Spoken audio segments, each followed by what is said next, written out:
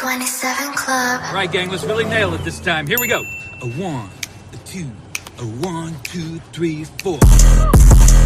Been in this shit for some years, I ain't never left. Nigga try to save his life like he's scared of death. I got Hillstar on my body, bitch, I'm heaven sent. Hey, this UP ain't nothing, we on fellowship. Been in this shit for some years, I ain't never left. Nigga try to save his life like he's scared of death. I got Hillstar on my body, bitch, I'm heaven sent. Hey, this UP ain't nothing, we on fellowship. Florida Lee on my top, this a Saints hat. This the third, can't be been in here, J-Cat. Nigga tryna steal the sauce, yeah, I hate that. But I ain't make the rules, I can't change that. New bottle, new wine, yeah, I can't crack. Look, flag on the play, they grabbing face masks. Niggas always saving hoes where your cape at. The only killer that you know without no face tag. Hell yeah, my bitch bad, Proverbs 31, yeah. This is not a drill, I be 30'd up, yeah. He about to crack the sky, you better hurry up. It's all bad when you see us hang that jersey up. It's mad brick, I got the blick with my cover on. He a fed, he a op, got his cover blown. Look, I'm really outside without no scully on. It's one West, bitch, I'm on with my brothers on. He got ranked, then he left, he broke another oath. I got the plate, we about to take another zone. They was sleeping on the team, now they comatose. Left his brother out to dry, I guess he wanna fold. Put the oil on his head, that's another soul. I try to tell him we a pro, don't do this shit at home. She unhappy, left her man, she a 3 or 4. He try to justify that shit, he broke the penal code. Been in this shit for some years, I ain't never left. Nigga try to save his life like he's scared of death. I got Hillstar on my body, bitch, I'm heaven sent. Hey, this UP ain't nothing, we on fellowship. Been in this shit for some years, I ain't never left. Nigga try to save his life like he's scared of death. I got Hillstar on my body, bitch, I'm heaven sent. Hey, this UP ain't nothing, we on fellowship. Gotta watch these niggas, they be cointel. LeBron ain't never killed nobody, but I know he will. It's on me everywhere I go, yeah, that's the holy seal. My niggas itching when it's up, you better not touch a chair. Ooh, I'm with the extra, that's off the back. He ain't loyal to his brothers, how you follow that? She either working with her hands or she off her bag. Broke bitches, yeah, they done that give me a heart attack. You see the banner above my head, I'm a part of that. These niggas cowards, pussies, we don't want no parts in that. They let our warrior out of prison, he ain't going back. And don't be speaking on the truth, cause we with all of that. Look, before they started dissing, they was fans first. You will never catch me digging in no man purse. Really put my brick in, that's why my hands hurt. And don't be speaking bullshit, that make my head hurt. Look, I done burn my fingers from the Michael Drake. For the brotherhood, I done threw my life away. I never see him, tell him come off from their hiding place. We can't do it, we told them we gon' find a way. They rather march 1,000 deep, we rather feed the people. They wouldn't put on all black, now he reading Hebrew. UPK the standard if you speak on Hebrew. Don't think they solid, get with them niggas just gon' leave you. Been in this shit for some years, I ain't never left. Nigga try to save his life like he's scared of death. I got Hillstar on my body, bitch, I'm heaven sent. Hey, this UPK ain't nothing, we on fellowship. Been in this shit for some years, I ain't never left. Nigga try to save his life like he's scared of death. I got Hillstar on my body, bitch, I'm heaven sent. Hey, this UPK ain't nothing, we on fellowship.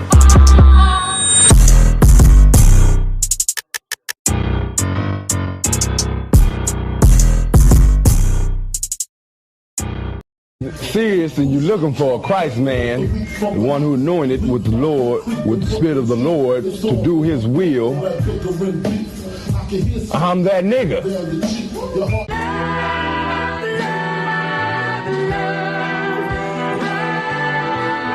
One West, 125th Street. Look, y'all put y'all faith in presidents like they gon' change this country. Run the league and let y'all play cause y'all gon' make them money. Fuck Obama, he ain't come here on cargo slave ship. What the fuck he do for blacks in his administration? I'm waiting, patient like a saint. Black, Hispanic, Native, they hate your ass the same. Paint Christ in their image, paint you as a slave. God ain't all love, scriptures say he hate. African soul niggas, they know we not the same. School to prison pipeline to get you off the streets. Put you in the cell toilet connected to the sink. Molested as a kid, she prostituted as a teen. The byproduct of Martin Luther King dream. They just took the yoke off, my nigga, we ain't free. We living bleak in these wastelands of poverty. If you don't know the truth, then the lies sound promising. Prophecy, gift and the curse. Dylan started killing, they was sitting in church. Black folk forgave him, man, this shit is absurd. You should never love your enemy, that shit ain't gon' work. Yeah, fuck dying on your knees, you better die in glory. Man, I joined the UPK, taught me the art of warring. I took a nigga life like mine to be recognized. I feel that pain every day, it can't be reconciled. Pops banging, my sister a prostitute. My brother got life, and somehow I still found the truth. War ready, no cowards, no excuse. Fuck reparations, you can't bandage no open wounds. Blood on the leaves, body swing hung from a noose. I was on a run in Nashville and I found the truth. I called the school, class was being held by the shot on my life. I want to be a gangster like a cop. Do this for my brothers, real brotherhood. Everything we do, we got it out this book. My nigga, I can never be no African. UPK the only authorized acronym. I'm passionate about my brothers and sisters. We in hell, I ain't got nothing against them. That's another religion. If it ain't under your honor, Amy murdered by them and got a hug from your honor. That's the way out for a coward in my observation. They don't fear the Lord, they indoctrinated. Wolves in sheep clothing, Joe Osteen. Real priests bringing back black royalty. One West on my headpiece, ranking order. Can't let them trick me off the streets, I gotta raise my daughter. I got brothers at the border ducking ice agents. I got the name change, it was life changing. My family thought it was a game, put on all black, they said I was going through a phase. It's more of us in jail than it was slaves. Chose by the Lord, we could never be the same. Soon as they born, the wicked go astray. They left the truth, they wasn't with us anyway. Niggas weak, they just saying anything to be truthful. We don't want no cowards anyway. Look, coronavirus, that's a plague. You don't get too much sleep when you waking up the dead. First camp, I cut off all my dreads. I took an oath when that oil hit my head. Niggas capping like they lids. I'm a priest, I never stick no fork in no pig. I was dead till I found out how to live. This brotherhood taught me how to be a man. I came back to my roots, I had to dig. A couple gaps I had to bridge. I got a rib, I'm married to this work. You wanna serve the Lord, he ain't in the Christian church. Came back to my roots, I had to dig. A couple gaps I had to bridge. I got a rib, I'm married to this work. You wanna serve the Lord, he ain't in the Christian church.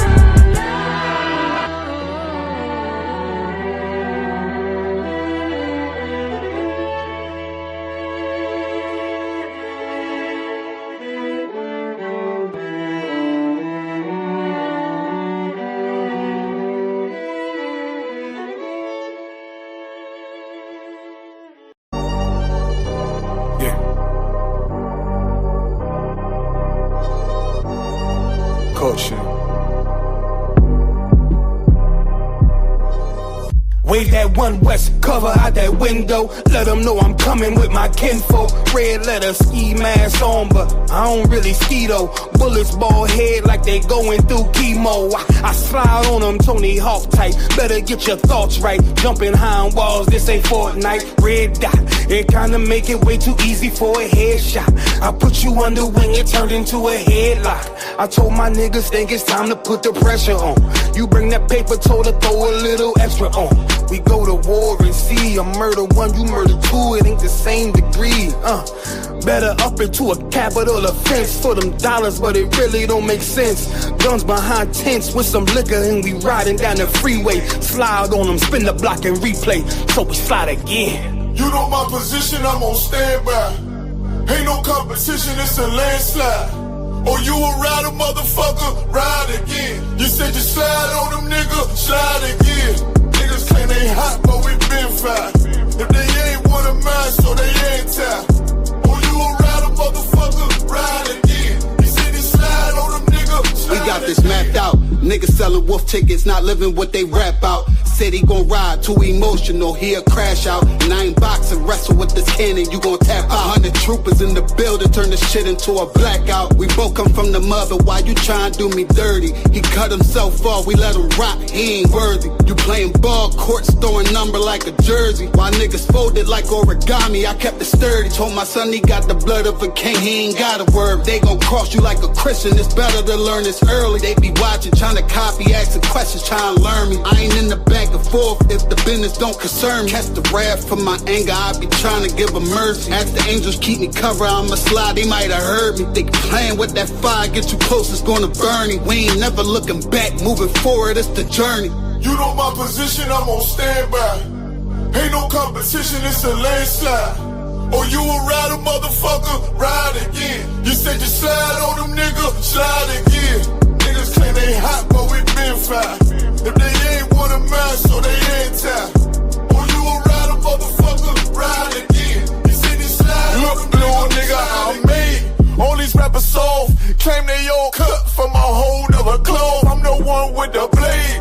Untamed gorilla, keep your hands out the cage. I be standing on they neck, one west to the grave.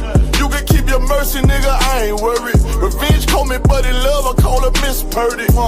Nigga try to blitz, I'm going 730. I'ma shake the whole room like Big Shirty. Nigga say one war, it's whatever, buddy. Glock fully loaded, you know these letters bloody. Come for me, you a bitch, homie. Boy, I'm realer than your big homie. 144, yeah, the one and only. And you know I keep this blick on me. Bout to slam you like Mick Foley. I got that black out on my arm, play that bitch like a violin. Said me try me once, nigga, try again. You know my position, I'm on standby. Ain't no competition, it's a landslide. Oh, you a rider, motherfucker, ride again. You said you slide on them, nigga, slide again. Niggas claim they hot, but we been fine. If they ain't one of mine, so they anti. Oh, you a rider, motherfucker, ride again. You said you slide on them, nigga, slide again.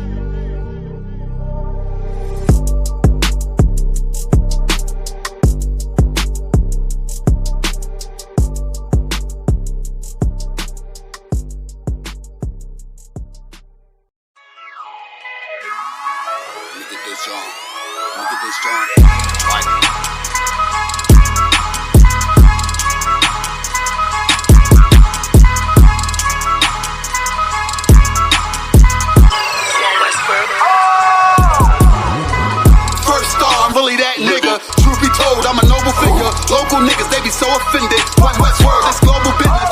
Hold on, let me ask y'all a question. All y'all niggas in the same school and all that? Hell, fuck yeah. So none of y'all niggas smoke weed?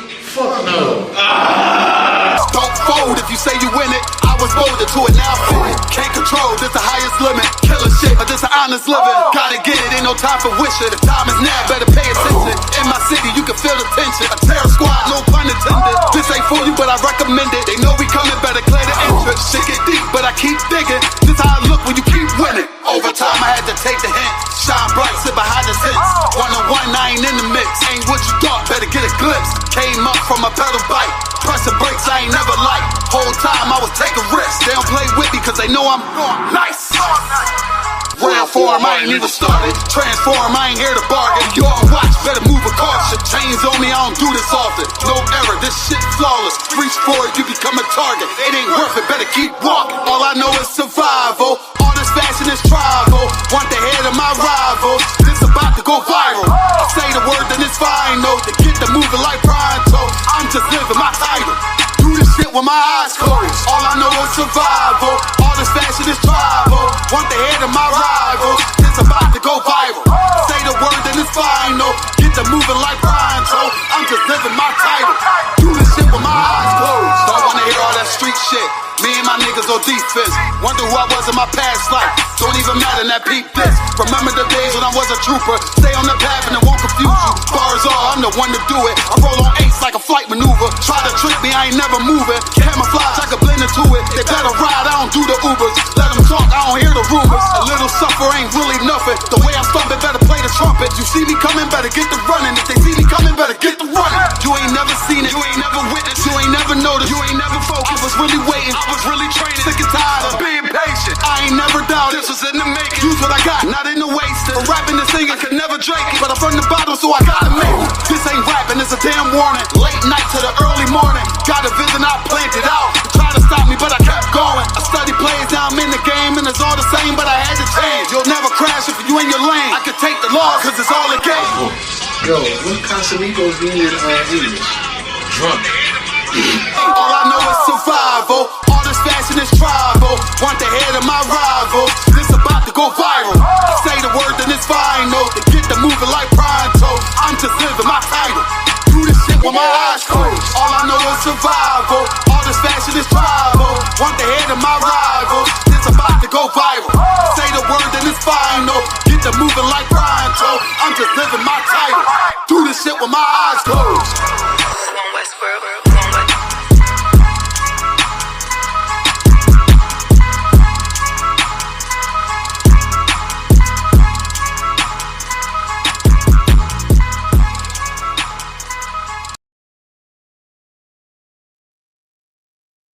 All right, Shalom Israel. We about to go live for Purim. Clap it up, clap it up. I'm just going to do one last thing. I'm going to add the Isupk headquarters Instagram channel. So if any of y'all are on Instagram, all of y'all should share it and follow. So I'm going to do that real quick, and then we're going to get into the class. We're going to break down the book of Purim, the book of Esther, the whole story, the history of Purim, the importance of how it ties together as we're watching our enemies implode all around us. We're about to get into it.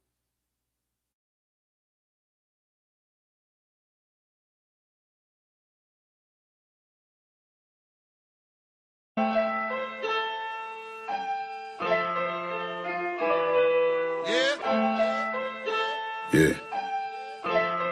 Cut this out, build the beat up. My title ring bells.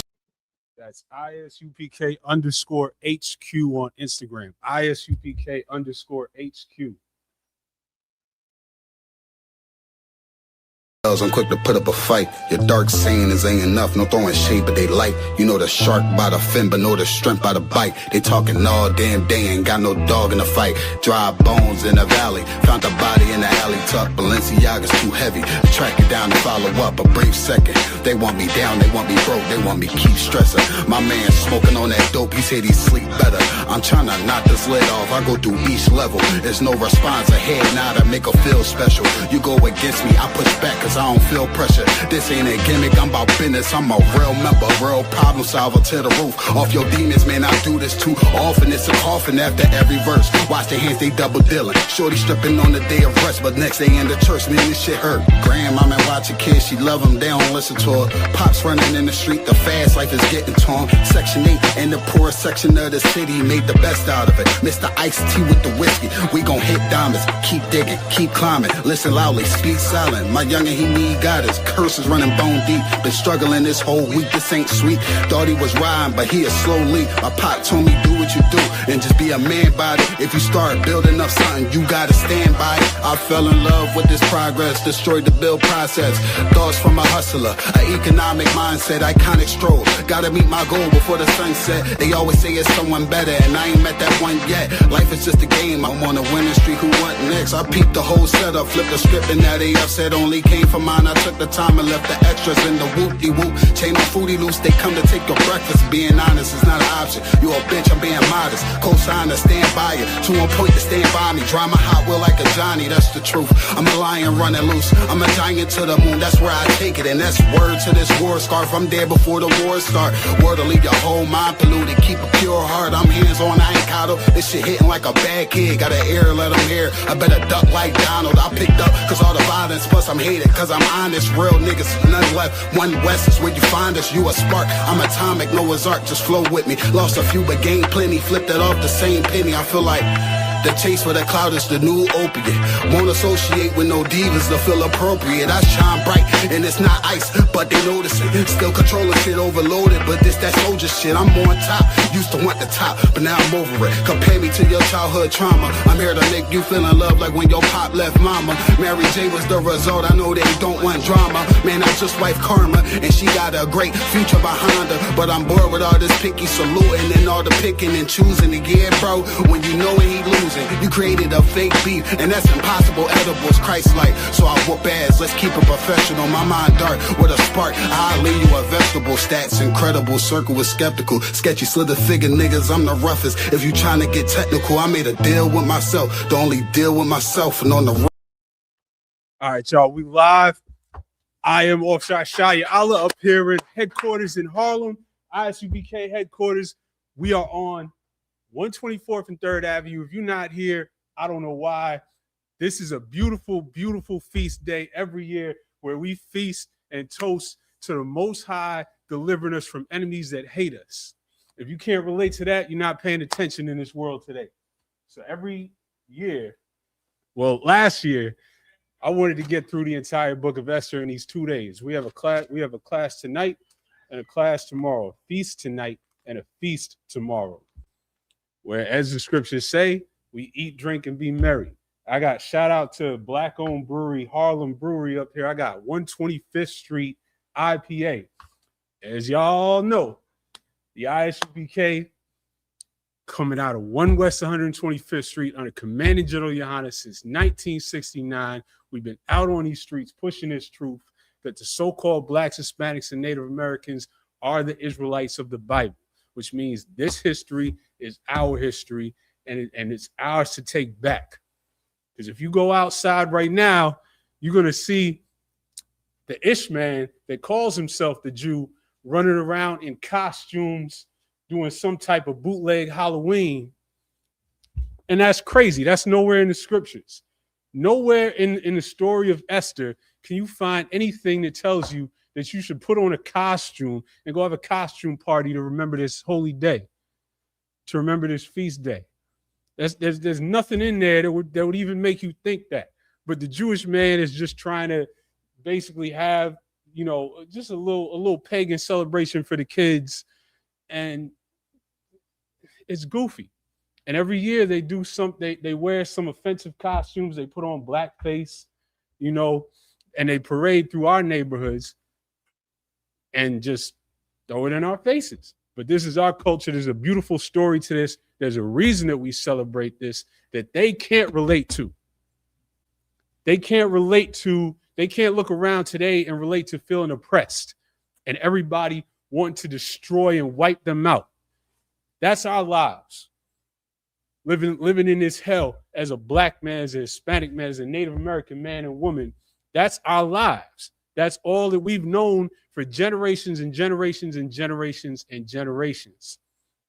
So we're going to dive into this and break this down from Esther chapter 1 and verse 1. Now it came to pass in the days of Ahasuerus, this is Ahasuerus which reigned from India even unto Ethiopia, over 127 provinces. So this was a vast empire that we were at this point in as slaves. We were brought there as slaves. We were brought there as captives. And that was the place, the role that we had. We were people in this empire that were not just like here in America. What do we constantly hear all the time? Treat like second-class citizens. That was our existence here. We were just, you know, we were brought there, and then they kind of looked at us like, why are y'all still here? So verse 2, that in those days when the king Ahasuerus sat on the throne of his kingdom, which was in Shushan the palace, in the 3rd year of his reign, he made a feast unto all his princes and his servants, the power of Persia and Media, the nobles and princes of the provinces being before him, when he showed the riches of his glorious kingdom and the honor of his excellent majesty many days, even 180 days. And this is all key because these details allow us to connect the history to this actual time period, to the actual kingdom was reigning, to the actual empire with the boundaries that you can look up in the history books. It's all there. Now, if you ask the white man, he's going to tell you that this is an allegorical story that didn't really happen, that it's too neat, that it's a fairy tale. But you can actually go into the history, not only from our side, but from their side, and find the same stories play out, the same details play out. You can find Queen Esther in the Persian history. The problem is, the reason they say that is because, again, they can't relate to it.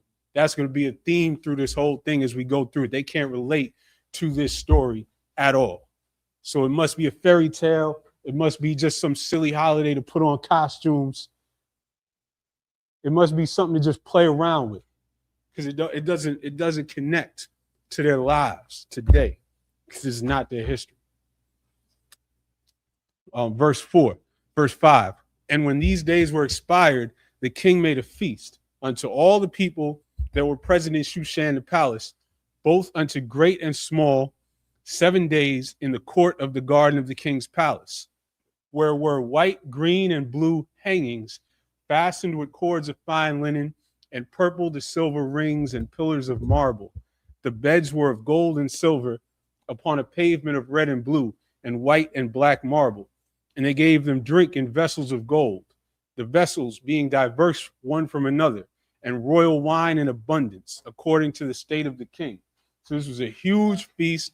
They broke out all the decorations, all the best wine, all the best drink, all the vessels.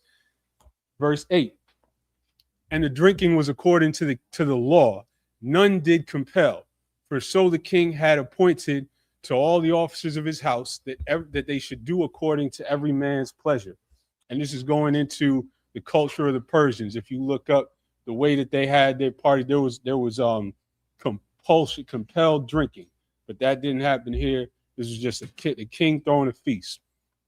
Verse 9. Also Vashti the queen made a feast for the women in the royal house, which belonged to King Ahasuerus. On the 7th day, when the heart of the king was merry with wine, he commanded Mehuman, Biztha, Harbona, Bigtha, and Abitha, Zethar, and Carcass, the 7 chamberlains that served in the presence of Ahasuerus the king, to bring Vashti the queen before the king with the crown royal, to show the people and the princes her beauty, for she was fair to look upon. And so now this king, they're feasting, they're drinking, and this heathen king sends to call his queen to come and just parade her in front of his guests, which is weird, which is a heathenish thing to do, to bring your wife and parade her in front of everything. That's something that we do today because we take on the culture of our oppressors. A man's wife is his private thing to enjoy. That's not for you to parade out there in front of other men. That's weird, and it's feminine, and it's homosexual. But this is what the king was doing. Verse 12. But the queen Vashti refused to come at the king's commandment by his chamberlains.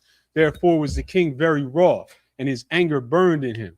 So for whatever reason, the queen said, "No, I don't want to come out and be paraded in front of these people." And the king took that to heart. Verse 13. Then the king said to the wise men which knew the times, for so was the king's manner toward all that knew law and judgment. And the next unto him was Karshina, Shethar, Admatha, Tarshish, Meres, Marsina, and Memucan, the 7 princes of Persia and Media, which saw the king's face and which set the first in the kingdom. What shall we do unto the queen Vashti according to law? Because she had not performed the commandment of the king Ahasuerus by the chamberlains. And Memucan answered before the king and the princes, Vashti the queen hath not done wrong to the king only, but also to all the princes and to all the people that are in the provinces of the king Ahasuerus. For this deed of the queen shall come abroad unto all women, so that they shall despise their husbands in their eyes, when it shall be reported, the king Ahasuerus commanded Vashti the queen to be brought in before him, but she came not. And so that was their concern. If the queen can disobey the king, then what is the ordinary dude's wife going to act like? So they wanted to stamp this out immediately. Verse 18. Likewise, shall the ladies of Persia and Media say this day unto all the king's princes, which have heard of the deed of the queen. Thus shall there arise too much contempt and wrath. If it please the king, let there go a royal commandment from him, and let it be written among the laws of the Persians and the Medes, that it be not altered, that Vashti come no more before King Ahasuerus, and let the king give her royal estate unto another that is better than she. And so they were going to have the king write a decree get rid of her, find someone else to replace her. And the saying pleased the king and the princes, and the king did according to the word of Memucan.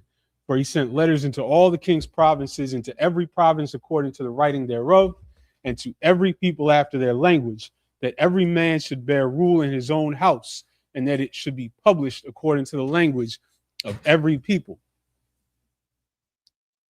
Chapter 2. After these things, when the wrath of King Ahasuerus was appeased, he remembered Vashti and what she had done and what was decreed against her. Then said the king's servants that ministered unto him, let there be fair young virgins sought for the king, and let the king appoint officers in all the provinces of his kingdom, that they may gather together all the fair young virgins unto Shushan the palace, to the house of the women, unto the custody of Hedge the king's chamberlain, keeper of the women, and let their things for purification be given them, and let the maiden which pleaseth the king be queen instead of Vashti. And the thing pleased the king, and he did so. So basically, they sent out for all the finest women they could find throughout the empire to be brought in front of the king to replace Vashti. So verse 5. Now in Shushan the palace, there was a certain Jew whose name was Mordecai, the son of Jair, the son of Shimei, the son of Kish, a Benjamite. Which, again, there's details all throughout this that tie this all together, that allow you to verify the history that we can trace. So anytime the white man loves to try to dismiss the book of Esther as too perfect, too neat, and to say it must be some type of allegory, and I'm going to keep stressing throughout this class, that's because they can't relate to this story. Verse 6. Who had been carried away from Jerusalem with the captivity, which had been carried away with Jeconiah, king of Judah, whom Nebuchadnezzar, the king of Babylon, had carried away. And he brought up Hadassah, that is Esther, his uncle's daughter, for she had neither father nor mother, and the maid was fair and beautiful, whom Mordecai, when her father and mother were dead, took for his own daughter. So it came to pass, when the king's commandment and his decree was heard, and when many maidens were gathered together unto Shushan the palace, to the custody of Hegai, that Esther was brought also into the king's house, to the custody of Hegai, keeper of the women.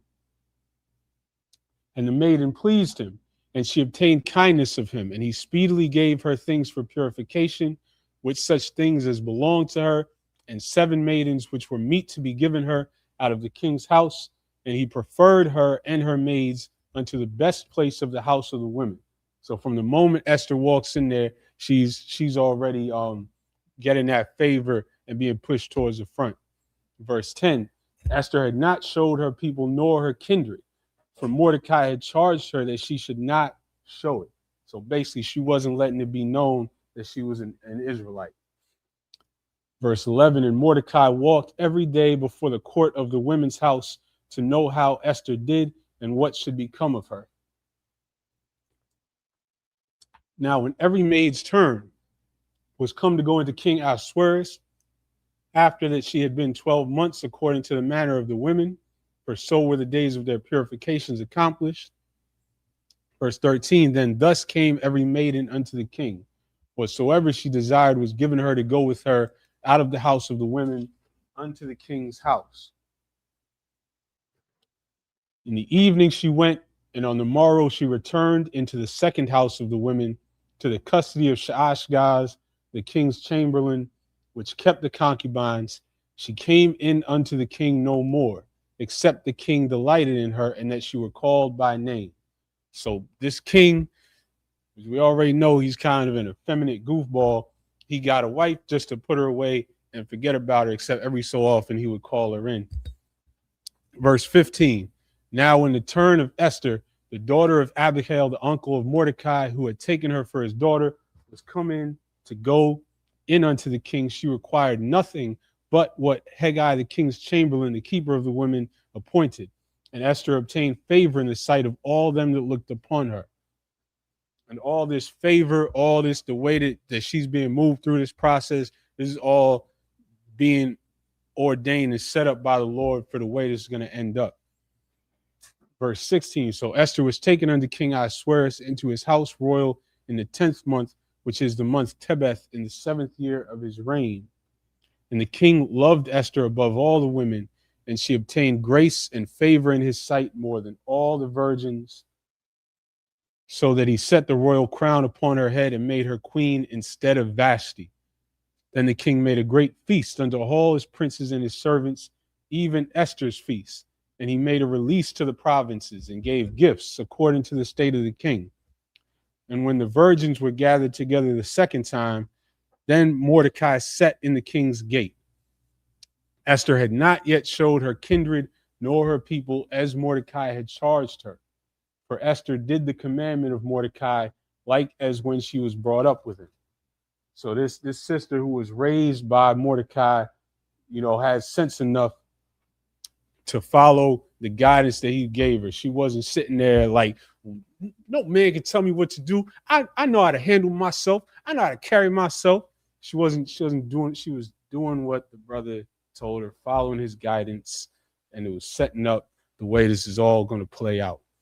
Verse 21, in those days, while Mordecai sat in the king's gate, two of the king's chamberlains, Bigthan and Teresh, of those who kept the door, were wroth and sought to lay hand on the king Ahasuerus. And the thing was known to Mordecai, who told it unto Esther the queen, and Esther certified the king thereof in Mordecai's name. And when inquisition was made of the matter, it was found out. Therefore, they were both hanged on a tree, and it was written in the book of the Chronicles before the king. And so these 3 verses summarize a huge event here. Mordecai, who sat and chilled in the gate, heard these 2 chamberlains of the king who wanted to kill the king.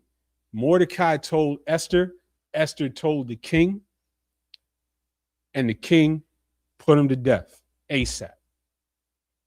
Keep that in mind for later. Chapter 3. After these things did Ahasuerus promote Haman, the son of Hammedatha the Agagite, and advanced him and set his seat above all the princes that were with him. And all the king's servants that were in the king's gate bowed and reverenced Haman, for the king had so commanded concerning him. But Mordecai bowed not, nor did him reverence. Then the king's servants which were in the king's gate said unto Mordecai, why transgresseth thou the king's commandment?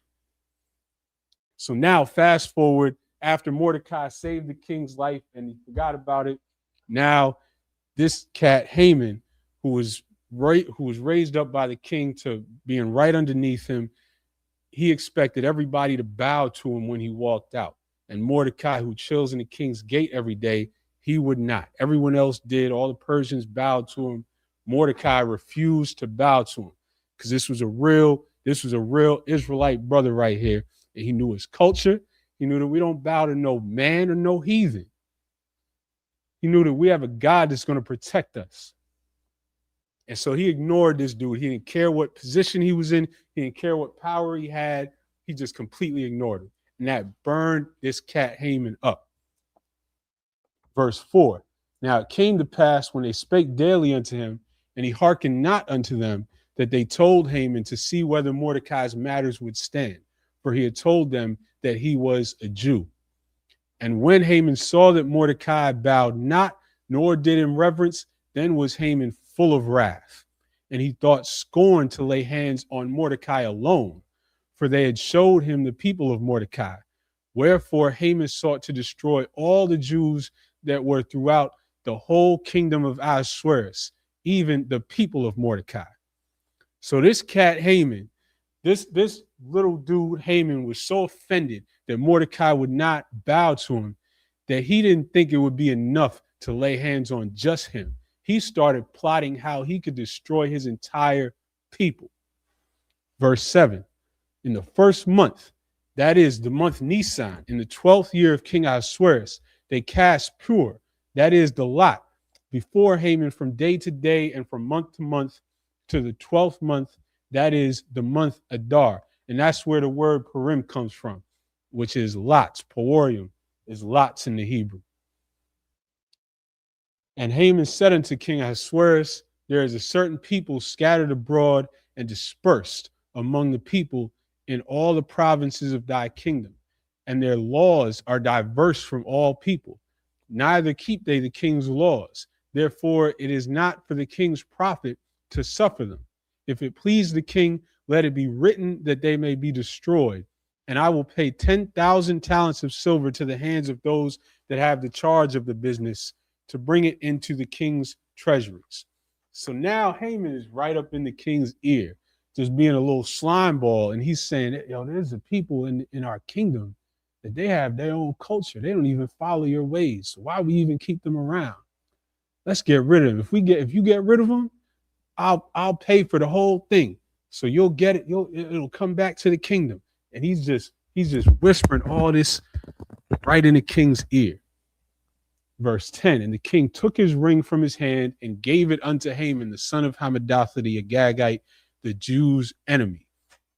So the king giving him his ring, that's his seal. That's what now Haman can write a decree, seal it with the king's ring, and send it out. And like we read a couple of times, mentions of that it be not altered, because the Persians had a way of their law that once a decree went out, that was it. That even if the king signed it, the king can't just undo it like that.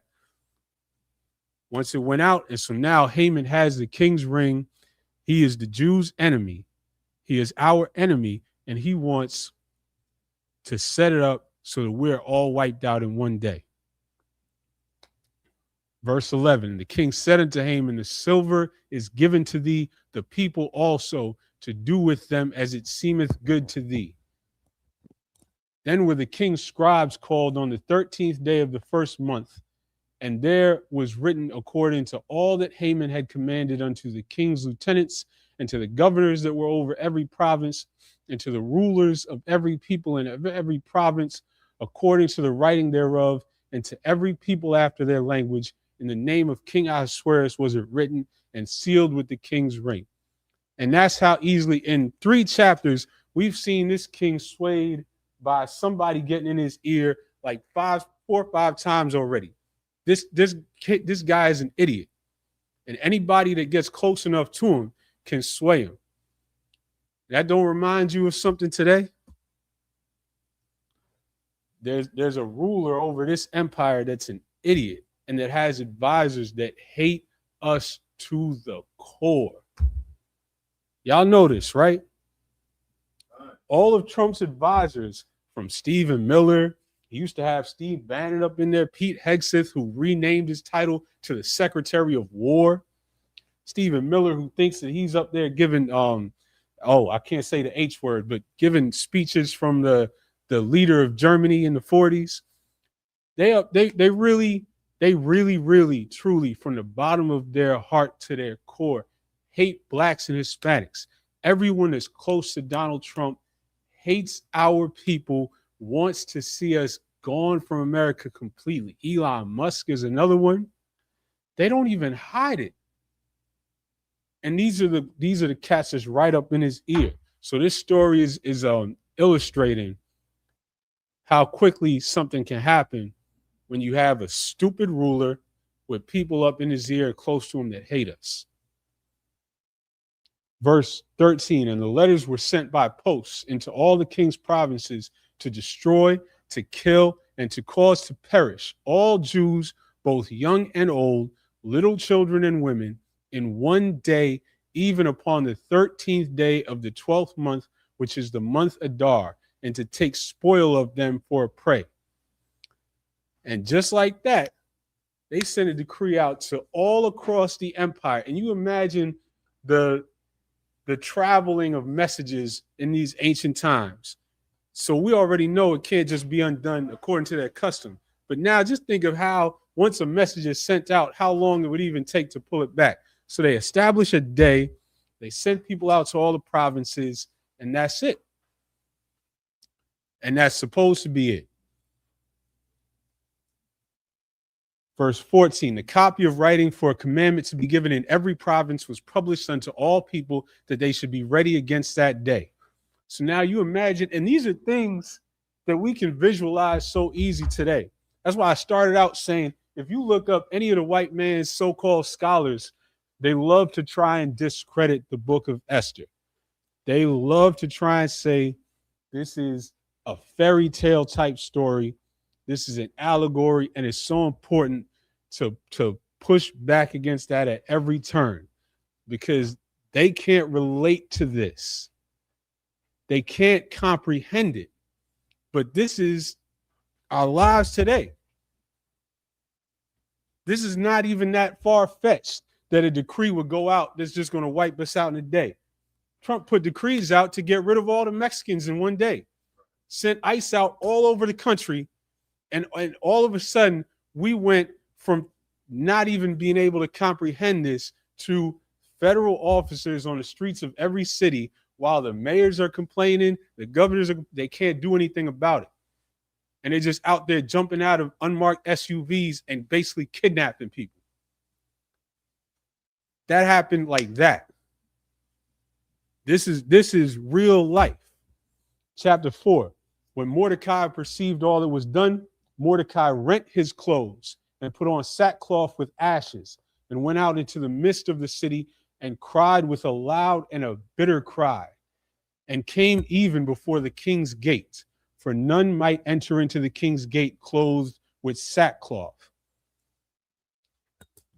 Because that was our mourning custom, to put on sackcloth and ashes, but he couldn't go past that gate because the king didn't want to see that. Verse 3, in every province whithersoever the king's commandment and his decree came, there was great mourning among the Jews, and fasting and weeping and wailing, and many lay in sackcloth and ashes. Because you can visualize this. They're out there. This decree comes. We're living in across this empire in our little communities. Everybody else already looks down on us, hates us. Now a decree comes out that a day is coming in a few weeks, months, whatever it was, that they can just wipe us out. Now we're looking around our communities like, what are we going to do? Just pack up and leave overnight?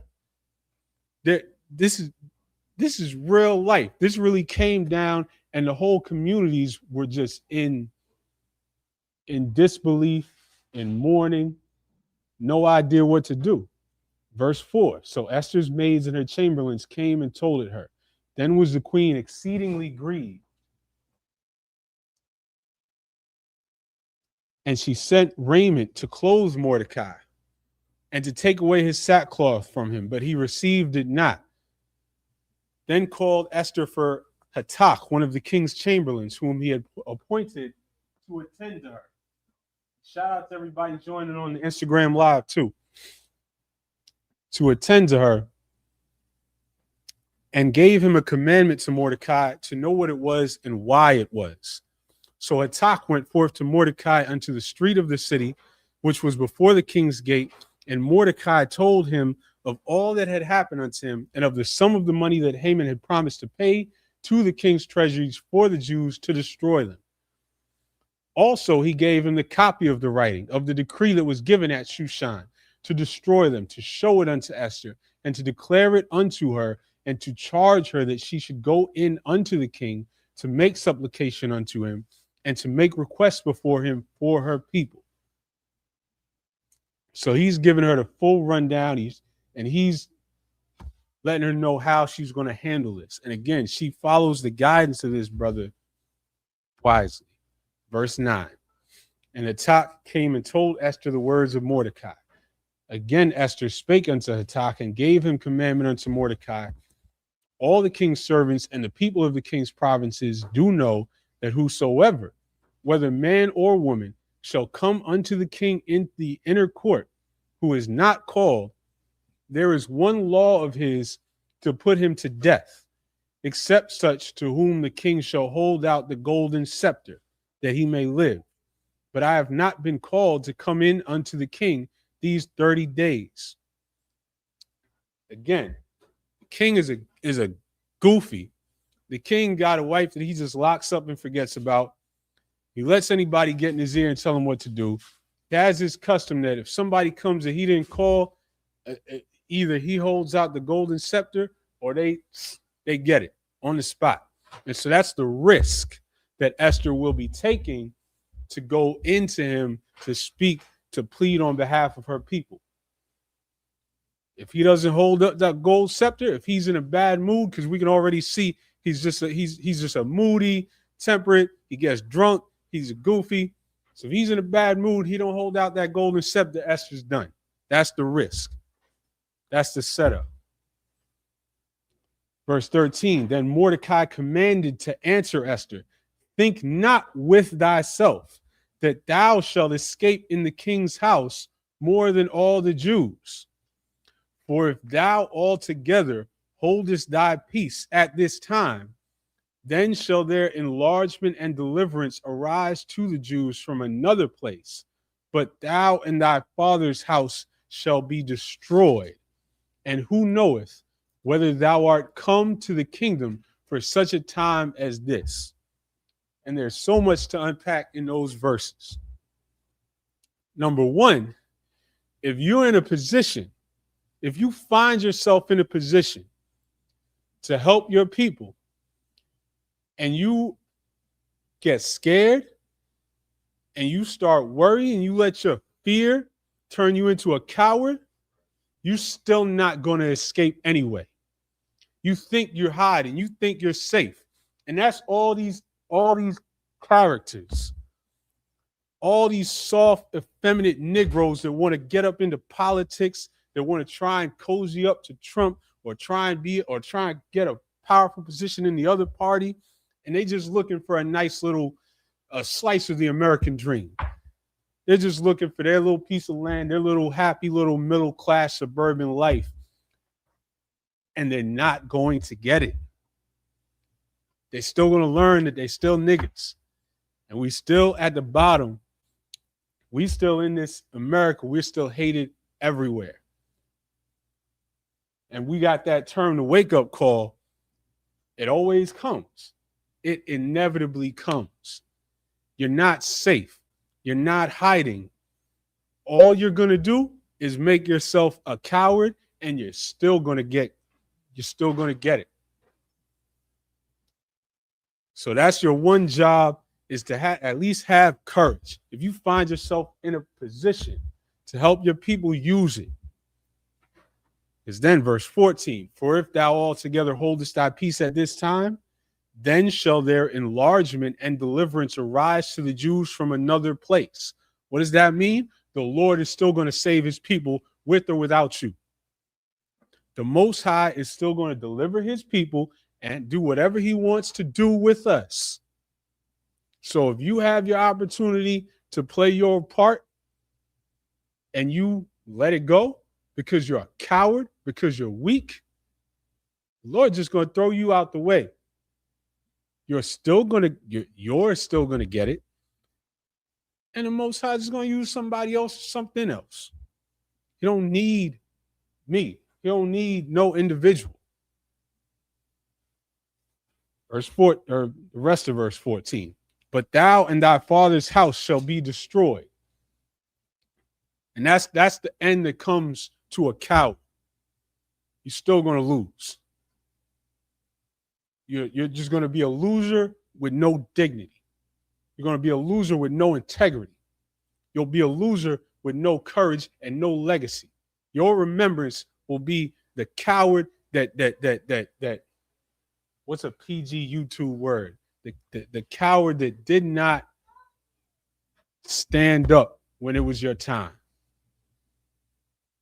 And then you'll be forgotten about. And somebody else will be remembered for having stepped up. And who knoweth whether thou art come to the kingdom for such a time as this? In other words, this is your whole reason for even being here. This might be your whole reason that you're in this position, that the Lord placed you here to be set up, to play your part, to stand on your square, and to be the pawn that the Most High uses to deliver his people in that moment. So verse 15, then Esther bade them return Mordecai this answer. Go, gather together all the Jews that are present in Shushan, and fast ye for me, and neither eat nor drink 3 days night or day. I also and my maidens will fast likewise. And so will I go in unto the king, which is not according to the law. And if I perish, I perish.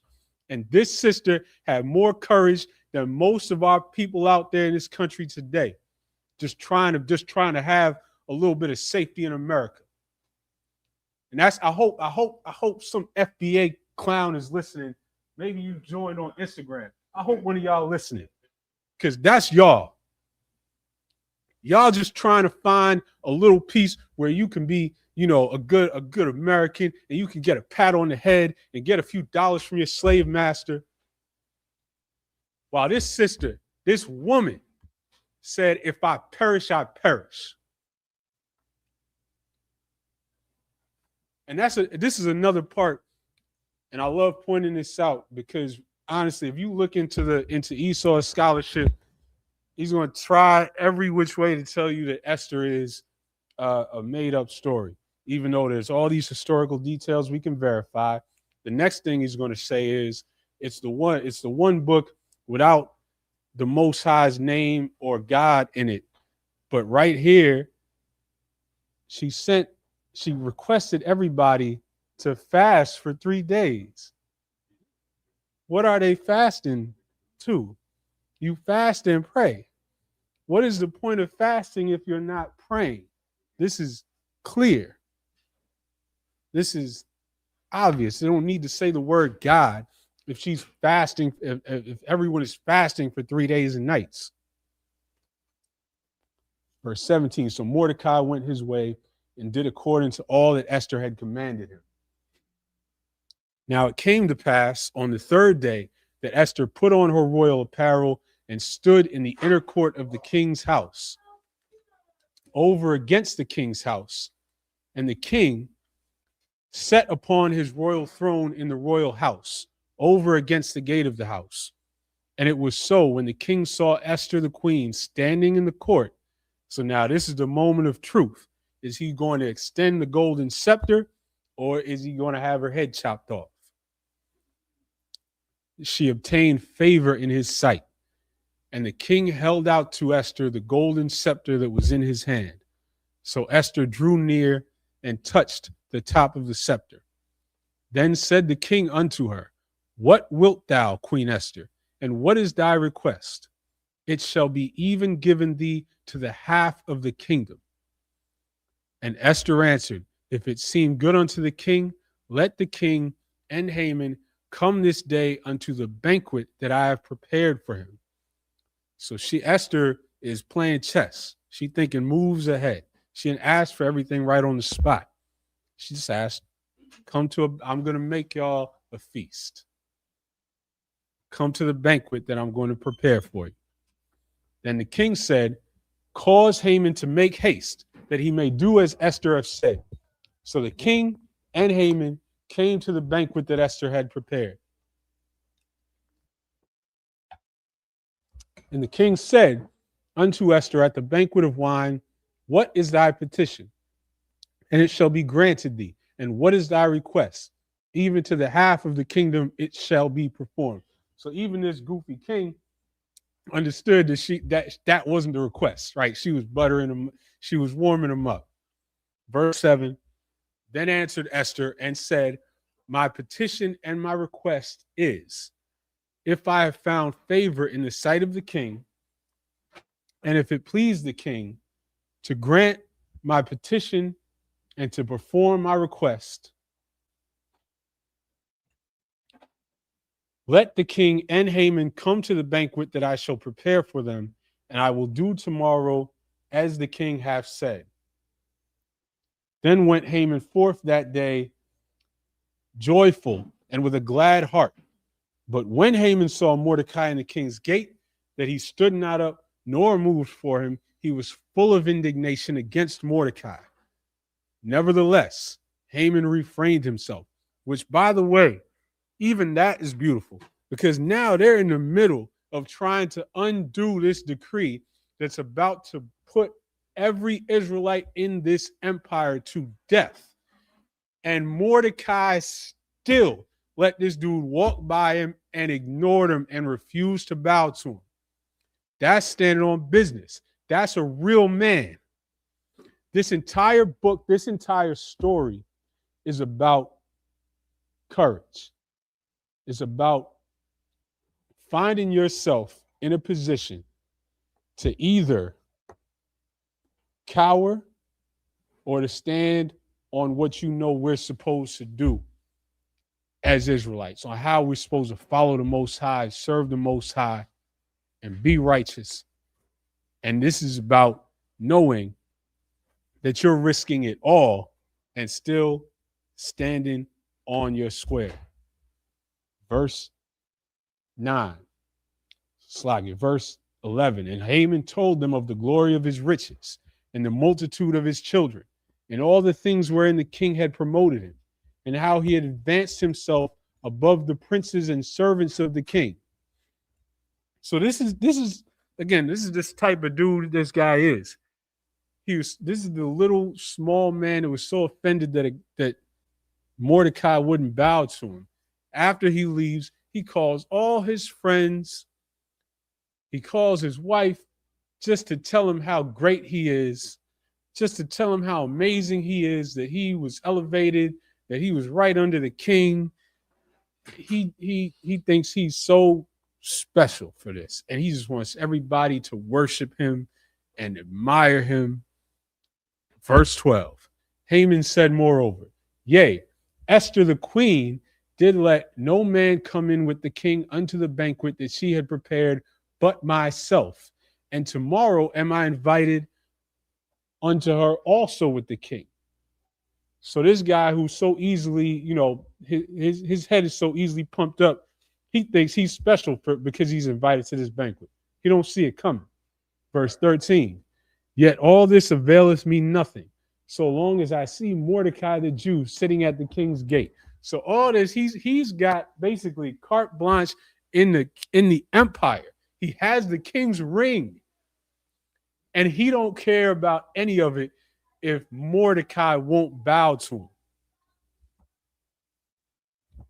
Verse 14, then said Zeresh his wife and all his friends unto him, let a gallows be made of 50 cubits high, and tomorrow speak thou unto the king that Mordecai may be hanged thereon. Then go thou in merrily with the king unto the banquet. And the thing pleased Haman, and he caused the gallows to be made. And so now it's another twist. Now they're trying to hang Mordecai before Esther even gets to the banquet. Chapter 6, verse 1. On that night could not the king sleep, and he commanded to bring the book of records of the chronicles, and they were read before the king. And so this, when I was a kid, I saw, and I never watched this, but I happened to see this one episode of that show, Veggie Tales, and they did the whole Esther story. And the one thing they got right, they made the king goofy as hell. And this is who this cat is. And he's just sitting there. He can't sleep. He's got them bringing in his records and just reading them to him. Verse 2. And it was found written that Mordecai had told of Bigthana and Teresh, two of the king's chamberlains, the keepers of the door, who sought to lay hand on the king Ahasuerus. So remember, we went over this a few chapters ago, but the king had completely forgotten about it. Verse 3, and the king said, what honor and dignity hath been done to Mordecai for this? Then said the king's servants that ministered unto him, there is nothing done for him. And the king said, who is in the court? Now Haman was come into the outward court of the king's house to speak unto the king to hang Mordecai on the gallows that he had prepared for him. So Haman left his friends and his wife, had the gallows built. He was walking into the king's court to tell the king to hang Mordecai. At that moment, the king is reading about how Mordecai saved his life and saying, did we honor this guy for saving my life? So now he's having them bring Haman in. Verse 5 and verse 6. So Haman came in, and the king said unto him, what shall be done unto the man whom the king delighteth to honor? Now Haman thought in his heart, to whom would the king delight to do honor more than to myself? So this idiot immediately hears that somebody's being honored. He thinks it must be him. Verse 7. and Haman answered the king, for the man whom the king delighteth to honor, let the royal apparel be brought, which the king uses to wear, and the horse that the king rideth upon, and the crown royal which is set upon his head. And let this apparel and horse be delivered to the hand of one of the king's most noble princes, that they may array the man withal, whom the king delighteth to honor, and bring him on horseback through the street of the city, and proclaim before him, thus shall it be done to the man whom the king delighteth to honor. So now this cat thinks he's slick. He's thinking of every incredible thing that he can have done. He's saying, whoever it is that you want to honor, king, you should put your crown, you should give him your horse, you should give him your robe, and give him a parade through the city. Verse 10. Then the king said to Haman, make haste and take the apparel and the horse, as thou hast said, and do even so to Mordecai the Jew that sitteth at the king's gate. Let nothing fail of all that thou hast spoken. And I wish I could have seen this dude's face fall when he heard Mordecai, the Israelite that he was trying to have hanged. Now he personally has to go and put the king's crown and robe and lead him through the city in a parade. That's the Lord getting a good laugh out of this before he cuts him out the picture completely. So verse 11, then took Haman the apparel and the horse and arrayed Mordecai and brought him on horseback through the street of the city and proclaimed before him, thus shall it be done unto the man whom the king delighteth to honor. And he must have been walking through the city saying that with the sourest look on his face, like thus shall it be done to the king, to the man who the king delighteth to honor. This dude was mad. Got his face cracked. This dude was mad. And this is beautiful because this is the Most High setting up balance and justice. And this arrogant dude had to be brought low before he was even taken out. That's poetic. That's what we should expect today. So all you soft people out there who don't like the idea of justice, this is how God delivers justice. He flips it right back on the enemy that he wants to bring low. That's all through the scriptures. He that leadeth into captivity shall go into captivity. Happy shall he be that dasheth thy little ones. Their queen shall be thy nurse and mothers. The Most High flips it back and absolutely creates justice by putting these people that had the audacity to violate the Lord's chosen people in the exact position that they put us in or tried to put us in. And that's our prayer on what we want to see happen to the white man. And if you can't get with that, then you're just soft. You're just soft. Verse 14 or verse 13. And Haman, verse 12, and Mordecai came again to the king's gate, but Haman hasted to his house mourning and having his head covered. This cat was broken up. He was ashamed. He went back to his house. He couldn't even show his face. The guy that he was so offended by that he wanted to tear up the entire empire to kill all his distant relatives. He just had to honor him in a parade. Verse 13, and Haman told Zeresh his wife and all his friends everything that had befallen him. Then said his wise men and Zeresh his wife unto him, if Mordecai be of the seed of the Jews, before whom thou hast begun to fall, thou shalt not prevail against him, but shall surely fall before him. So they were starting to pick up on this. Maybe you mess with the wrong people. Maybe you mess with people that God is with. Because this is too crazy to be coincidence. Verse 14, while they were yet talking with him, came the king's chamberlains and hasted to bring Haman unto the banquet that Esther had prepared. So now he gets picked up, he's being taken to the feast, and he probably already sees that this is not going the way he thought it was going. Chapter 7. Yeah, exactly. Shout out to everybody dropping scriptures in the chat. These are the scriptures that tell us that we're going to see our enemy fall, that we're going to see our enemy pay for everything they did to us, everything they wished upon us. And that's why it's so beautiful to see the world implode. Everybody else out there is scared when they see missiles flying, when they see world leaders being taken out, when they see our nut president, it's like when I say our, when they see the nut president of this demonic empire getting ready to lose his mind and push the red button, they're terrified. But we're thrilled because we know what happens when this thing has to fall. We can't have peace. We can't have happiness. We can't be whole in this empire. This place hates us.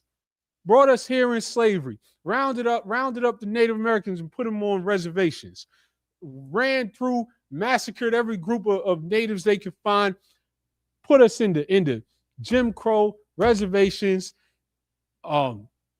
every foul thing that they could. Every generation is just something new. Whether it's the cops running up through our neighborhoods. There's just recently another major story in the NYPD and the abuse that they've been inflicting on blacks and Hispanics. There was just a big story on a federal investigation into some Louisiana police forces. This is constant. Nothing changes. No matter how much y'all want to think that it's going to change if you just, go through politics and get a bill passed. Some other president, some other senator, some other governor will come through and undo that bill and write a worse one to replace the old law. This is our hell. We don't have no peace in this hell. It has to fall. It has to fall for us to be whole. It has to fall for us to be in our rightful place. If you can't get that in 2026, waking up in your project apartment with no heat, on Section 8, on SNAP, and they telling you that they're going to cut SNAP and that you're a lazy bum for even being on SNAP while they rob the government for billions of dollars. If you can't understand that this place has to fall, I don't know. What will it take? Which on that note, at 9 o'clock, after we finish this, Commanding General Yohana will be going live on Black Watch and breaking down everything going on in the world, everything going on with Iran, with Trump, what's happening next, because this is, for our deliverance to come, our enemies have to fall. And that's a thing of beauty to watch it happen. Chapter 7 and verse 1. So the king and Haman came to banquet with Esther the queen. And the king said again unto Esther on the second day at the banquet of wine, what is thy petition, Queen Esther? Yeah, them pale-faced knuckle monsters. Right, exactly. And it shall be granted thee. And what is thy request? And it shall be performed even to the half of the kingdom. Then Esther the queen answered and said, if I have found favor in thy sight, O king, and if it please the king, let my life be given me at my petition and my people at my request. For we are sold, I and my people, to be destroyed, to be slain, and to perish. But if we had been sold for bondmen and bondwomen, I had held my tongue, although the enemy could not countervail the king's damage. Then said the king Ahasuerus, answered and said unto Esther the queen, who is he, and where is he, that durst presume in his heart to do so? So now the king, because he has, affection towards Esther, when she says this, he's mad. He's like, what? Who wanted to do this to you and your people? Who's the guy that you're talking about? Verse 6, and Esther said, the adversary and enemy is this wicked Haman. And remember, they're in a room, a banquet where it's just the king, the queen, and Haman. So she said, it's this wicked Haman. Then Haman was afraid before the king and the queen. Verse 7, and the king, arising from the banquet of wine in his wrath, went into the palace garden.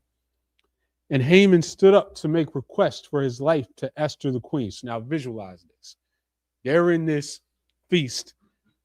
Now this moment comes out of nowhere to the king. She says, it's this guy, your right-hand man. She didn't say all this, but he's thinking, damn, this is the guy that I had right next to me. I gave him my ring.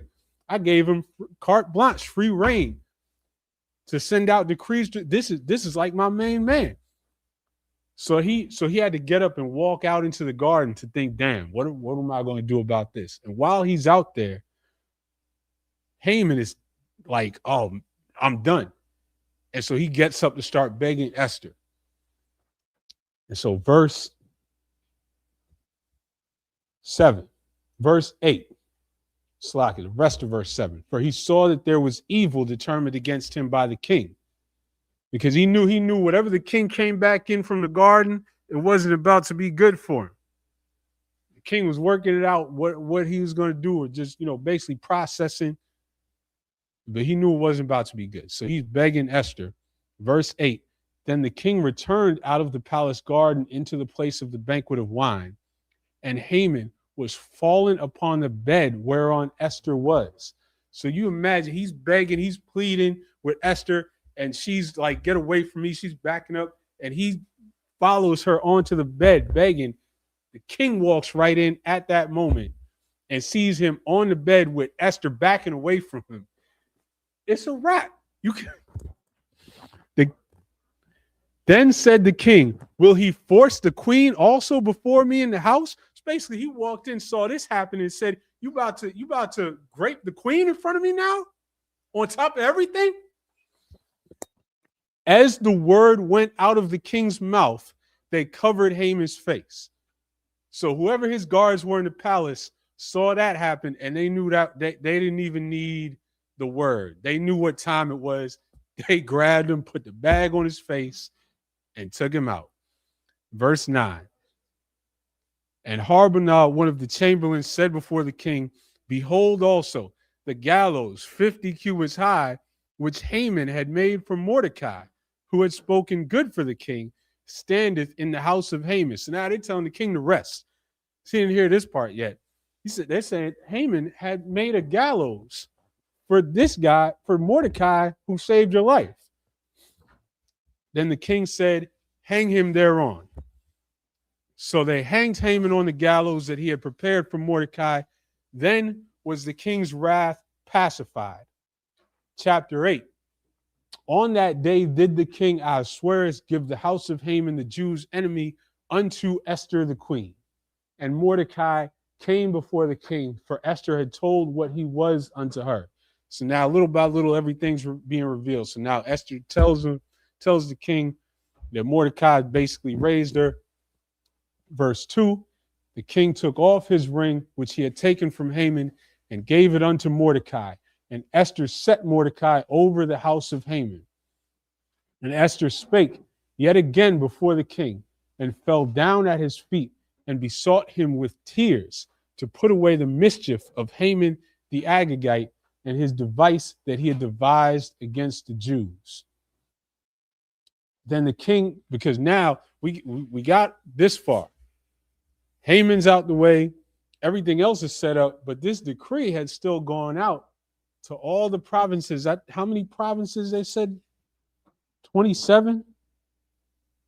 And a whole lot, 127 provinces. Yes, 127 from India to Ethiopia, covering the whole Middle East. Decrees had gone out to all these provinces that a day was coming. As soon as that day came, everybody could just fall on us and wipe out all the Israelites in their town, in their province.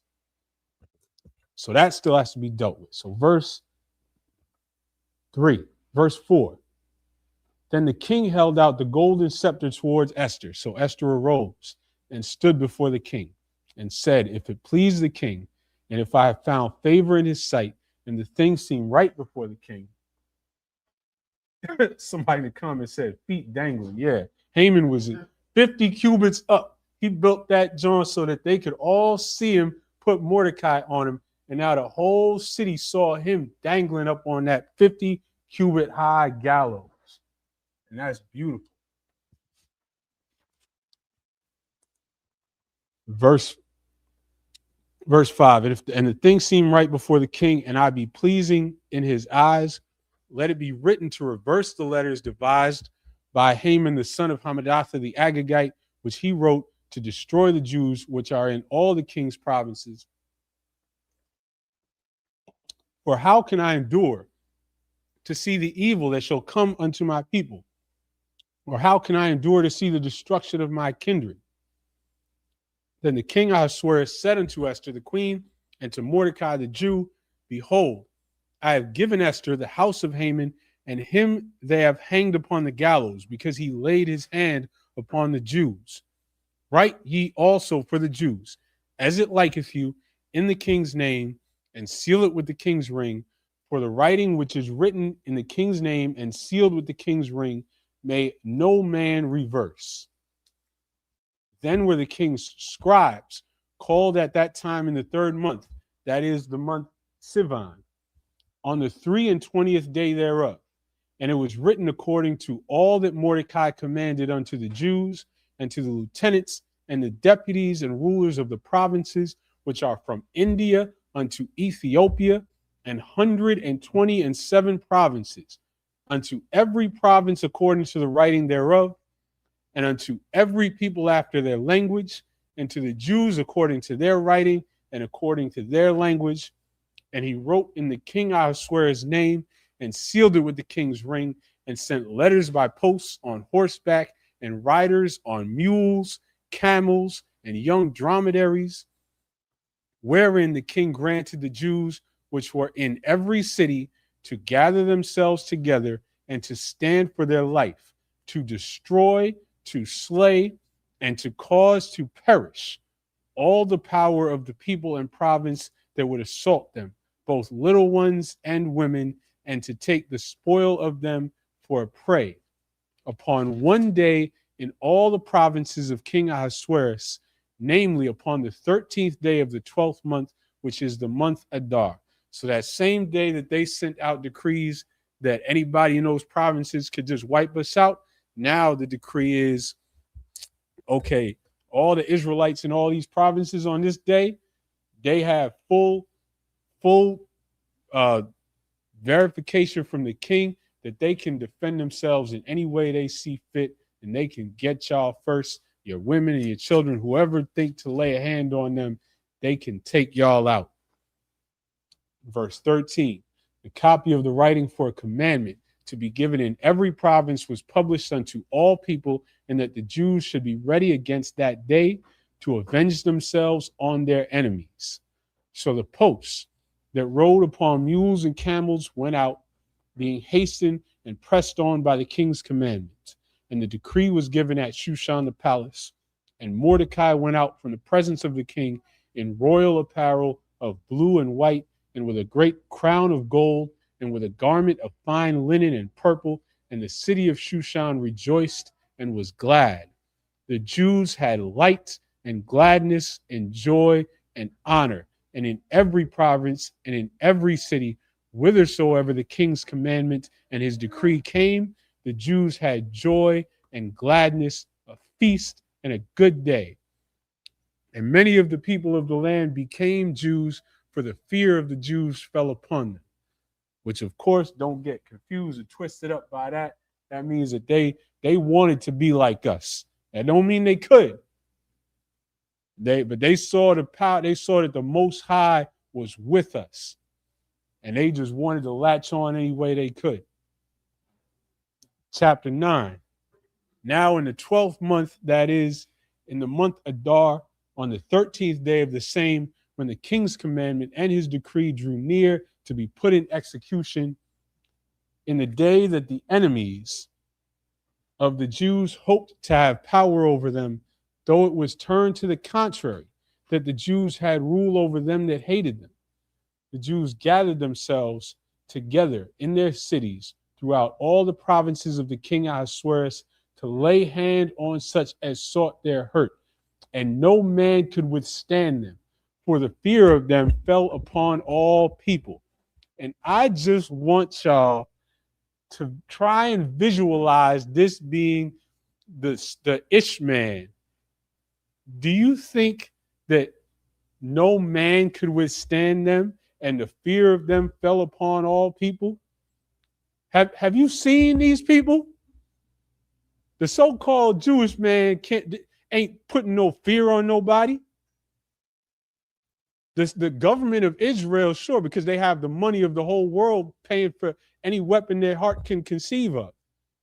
But if you just take a group of them, already the minority, and you just see a group of them, you're gonna be scared of them? You're gonna be scared of them little they're some of the most effeminate looking people on the planet Earth. They look half R word. They have to this day, they have to test their genes before having children with their women to make sure, because they have so many genetic defects going on. They're not putting fear in nobody. This is not talking about the white man that calls himself the Jewish man. Every description that you hear, that you read of Israelites in the scriptures, tells you it's not them. This is obviously not them.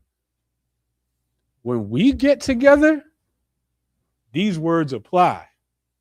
When so-called blacks, Hispanics, and Native Americans get together, now you can see somebody saying, no man can withstand them. The fear of them fell upon all people. That's how they speak when a group of black men, when a group of Hispanic men get together. Verse 3, and all the rulers of the provinces and the lieutenants and the deputies and officers of the king helped the Jews, because the fear of Mordecai fell upon them.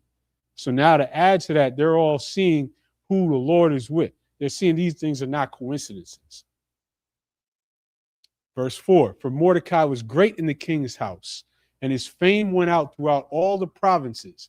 For this man Mordecai waxed greater and greater. Thus the Jews smote all their enemies with the stroke of the sword, and slaughter and destruction, and did what they would unto those that hated them.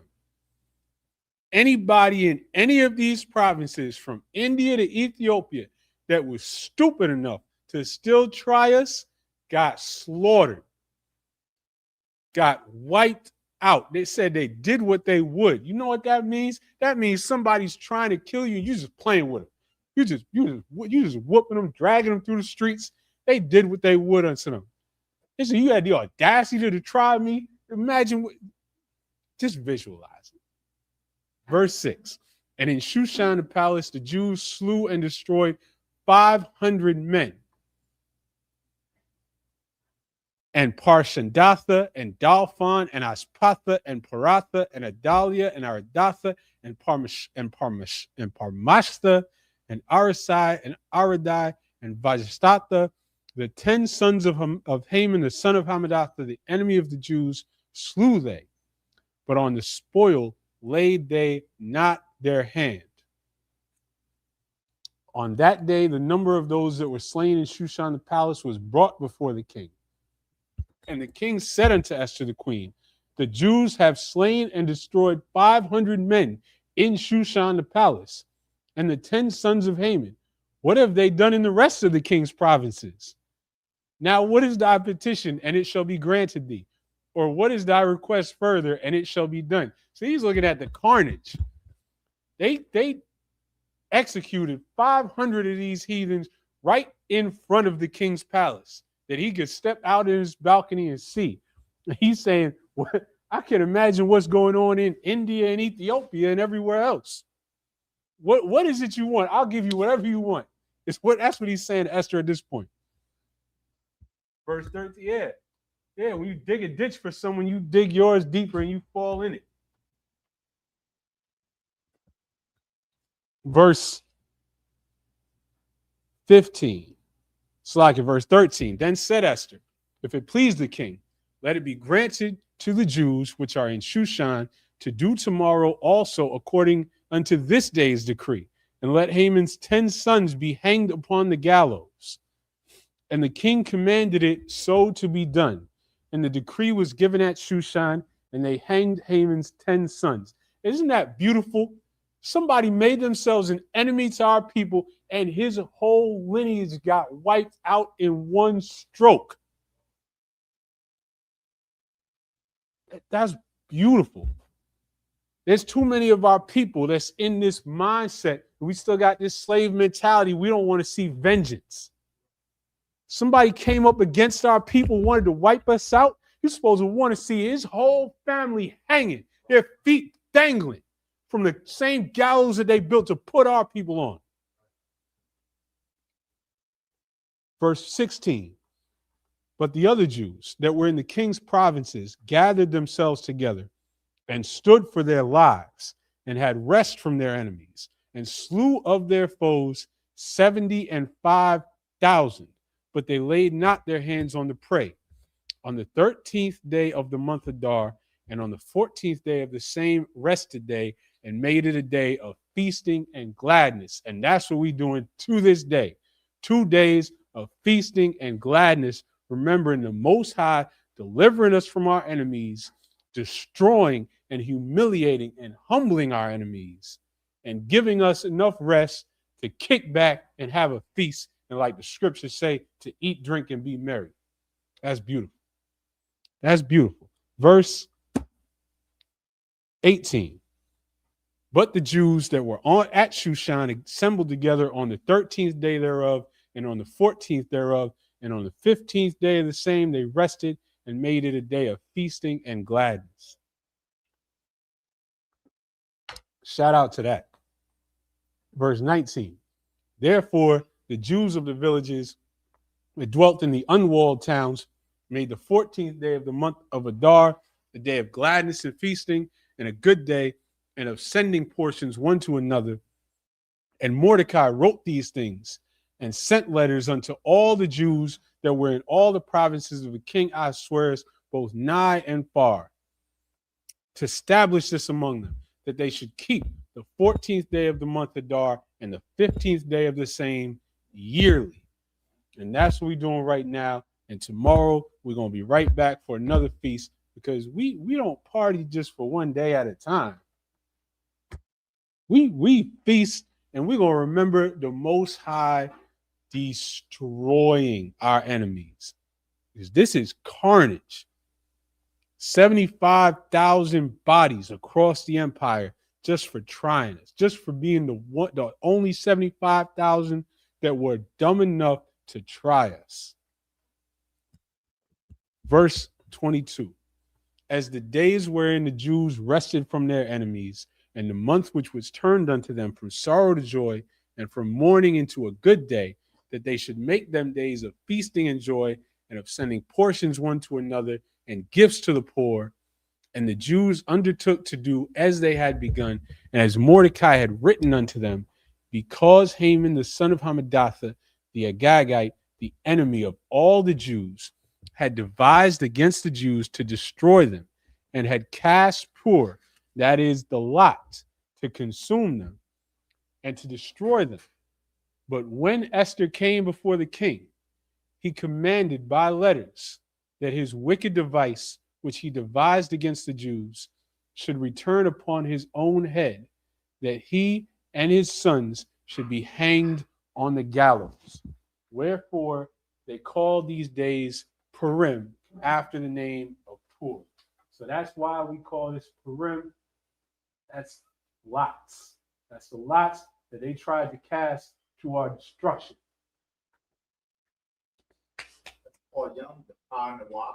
Kind of. That fact, let me pull it up in the Hebrew.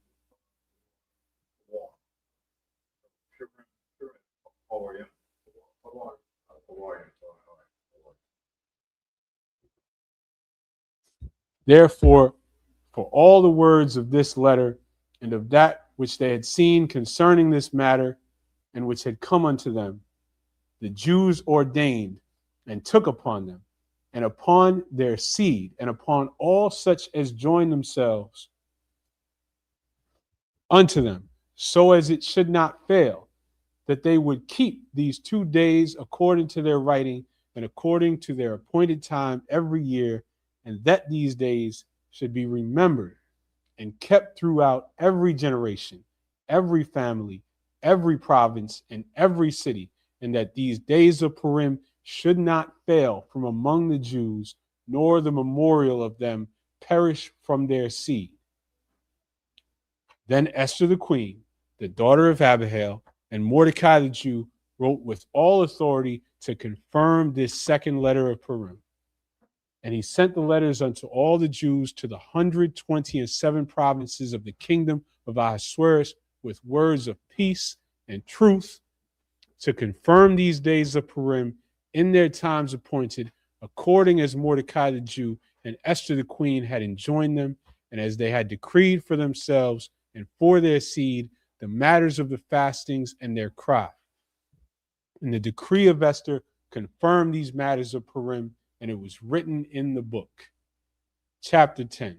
And the king Ahasuerus laid a tribute upon the land and upon the isles of the sea, and all the acts of his power and of his might, and the declaration of the greatness of Mordecai, whereunto the king advanced him.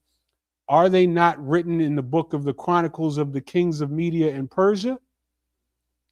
And that right there is a sarcastic checking of anybody that will come after all these Edomite clown scholars that swear that Esther is not real history. All of these things you can find in the Persians' history. Esther is in the Persians' history. All the details we went over of this kingdom and its reach and its extent is in the Persian history. These are real places, real people, real dates. It's verifiable. And it matters because this book, this story, is such a heavy connection to today. It's not something that it's something the white man can discard easily because it don't matter to him. It doesn't relate to him. It's some ancient weird story that is kind of funny for him. But this is real life. These are the same things we're going through today, and it's an ending that we pray for, to see the destruction of our enemies, to see the carnage in front of us, to see our enemies, anyone who would have us taken out, laid out before us because the Lord put them there and delivered us into our hands. That's a beautiful thought. It's a beautiful concept. And all of our high holy days and feast days are celebrating the same thing, happening over and over. The next high holy day, of course, is the Passover. The Passover is a celebration of the Most High delivering us from captivity and destroying our enemies in front of us. The memorial of the trumpets, the Hanukkah, everything that we celebrate is the Most High delivering us from our enemies, delivering our enemies into our hands, and bringing their destruction. That is a beautiful thing to look for, a beautiful thing to hope for, a beautiful thing to pray for. And that's all we should be thinking when we see missiles flying all over the place. I can't wait. 9 o'clock, everybody should be tuned into Black Watch. I can't wait to hear this breakdown because everything that we read about in here is playing out. And it just confuses the white man that tries to study these scriptures. But this is what's right in front of us. And so this is beautiful. And verse 3, for Mordecai the Jew was next unto King Ahasuerus, and great among the Jews, and accepted of the multitude of his brethren, seeking the wealth of his people, and speaking peace to all his seed.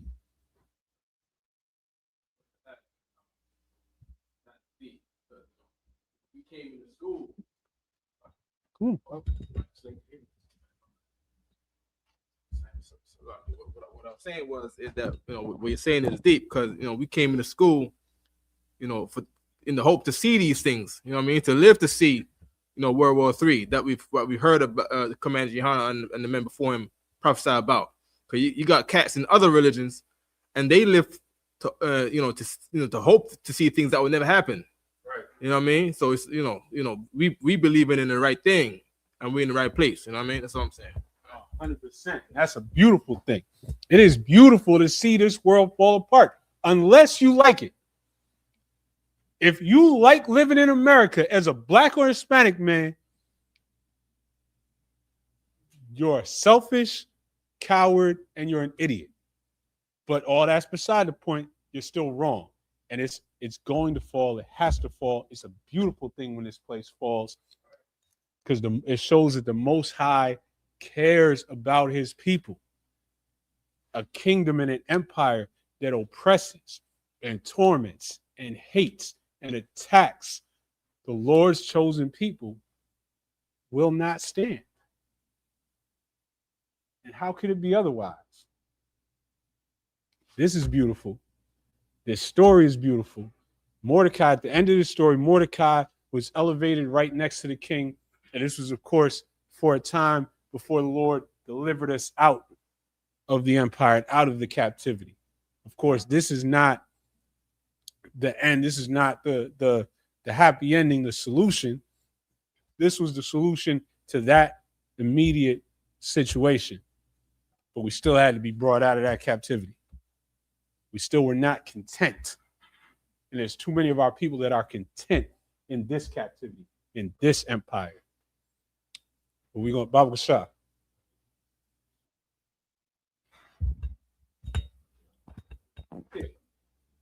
It's like you said, if I may, I just want to pull a precept on what you were saying. Like, we should be happy about this time. This is the book of Ecclesiasticus, chapter 25 and verse 7. It's like, there be 9 things which I have judged in my heart to be happy, and the 10th I will utter with my tongue. A man that had joy of his children, and he that lived to see the fall of his enemy. So it just be common sense to see the fall of your enemy and have vengeance. That's beautiful. That's beautiful. All we want to do is live to see the fall of our enemies. You don't want to die in America. You want to live to see this place be destroyed that did so much to our people and our ancestors. And this is beautiful. Any of y'all want to say anything? Well, we're going to be right back here tomorrow. We're going to go a little bit deeper. We managed to get from the start to the end of Esther. We're going to go delve deeper into the history and everything else tomorrow. 9 o'clock. Tune in right now to Black Watch, to Commander General Johanna and the generals. Going to break everything that's going on in the world today. And I'm sure they're going to tie it in together with Purim. In the meantime, eat, drink, and be merry. Shalom, Israel.